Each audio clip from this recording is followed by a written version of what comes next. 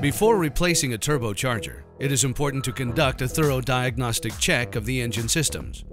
A lack of power, noisy operation, excessive smoke, or oil consumption could result from a faulty fuel injection system, restricted or blocked air filter, a damaged exhaust system, or a lubrication problem. Also, check the engine crankcase pressure.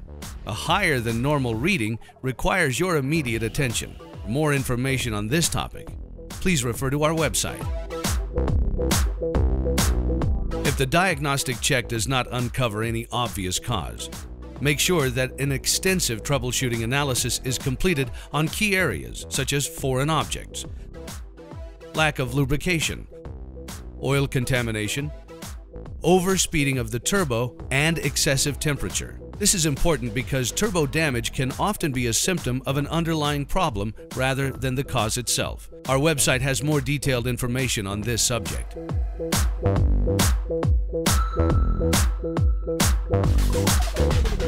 Next, check the part number to ensure that it is the right one for the engine. Installing the incorrect turbo to an engine may damage the turbo and/or the engine and will void the warranty. Careful handling of the turbo is essential. Be aware that some are quite heavy. The proper way to take the turbo out of its box is to lift it by either end housing. Grabbing it by the actuator, rods, or hoses may result in severe damage. Similarly, allowing the turbo to roll around on a workbench may cause damage. The gearbox inside the electronic actuator may be damaged by impact, so additional care must be taken. For VNT turbos with electronic actuators, avoid finger contact with the connector pins at all times.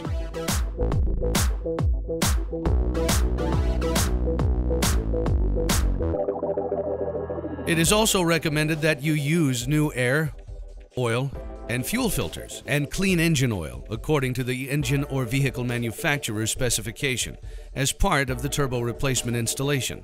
When installing the new oil filter, if possible, fill it with clean, fresh engine oil. Also, if it is accessible, backfill the pressure line from the oil pump to the filter. This is particularly important for high-mileage engines where the oil pressure line may empty during oil changes. Before installing the turbo, we first need to make sure that all air hoses connected to the turbo are totally clean and show no sign of any damage. For VNT turbos with pneumatic actuators, check the hoses to the control valve and to the actuator as well. For VNT turbos with electronic actuators, check the vehicle wiring loom and connectors for damage since water leakage or broken wires are quite common. This also applies to pneumatic actuators with position sensor connectors. In addition, the air filter and its housing must be completely clean and free from any debris. Next, clean the engine breather system and ensure that it functions properly according to the engine or vehicle manufacturer's manual.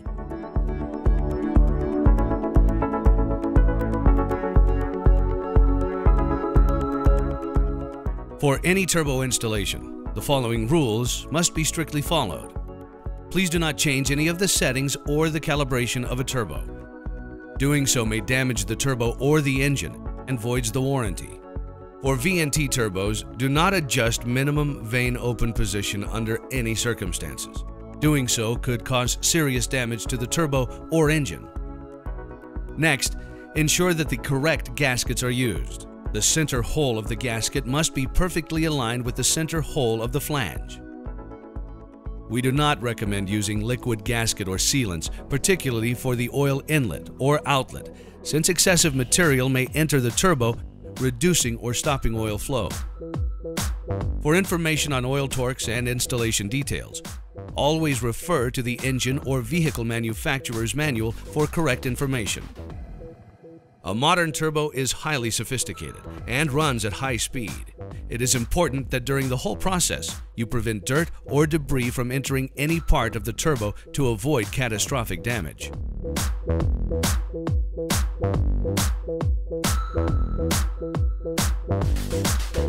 To start turbo installation, we start by removing the old gasket material from the exhaust manifold and pipe.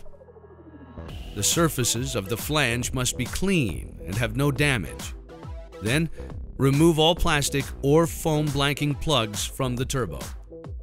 Now you can position the turbo onto the manifold or the engine block using the correct new gasket or O-ring. And then, reconnect the exhaust pipe. Tighten all nuts and bolts to the correct torque. Pay special attention to the oil feed and drain lines, which must be totally clean and have no damage to ensure unrestricted oil flow. Make sure that no flexible hose liners have collapsed internally and that the oil feed line is not too close to any source of heat, which may have damaged the oil feed line internally. This is common on some vehicles and difficult to detect without cutting the pipe. We recommend fitting a new oil inlet pipe when installing the new turbo.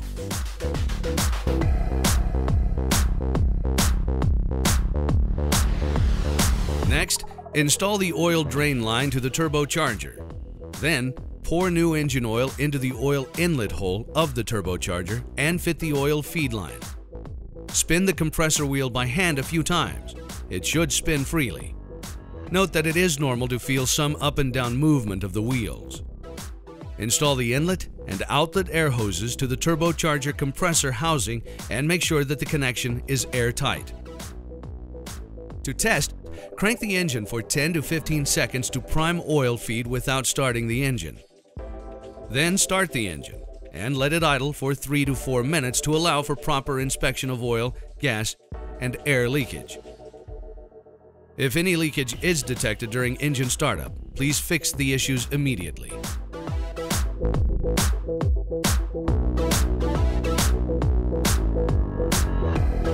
For VNT turbos, please ensure that the actuator operates correctly after startup.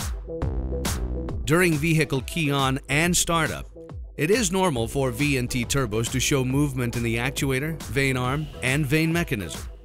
And it is also normal to hear a high-pitched noise from electric actuators.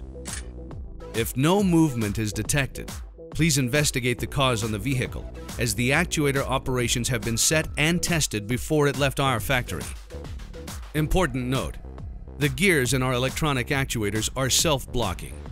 This means that it is not possible to move the actuator operating arm or the connecting rod manually. Attempting to move these parts with a tool or by hand may break the gears and make the turbo unusable. Damage of this sort is not covered by our warranty. Next, stop the engine and recheck the engine oil level. It is important to make sure that the oil level is between the minimum and maximum levels allowed. After your mechanic has properly installed your Garrett turbo by following the correct steps, you can expect to enjoy the performance and reliability of your OE quality turbo for many years to come, while truly feeling the Garrett difference. To learn more about Garrett turbochargers, please visit our official website.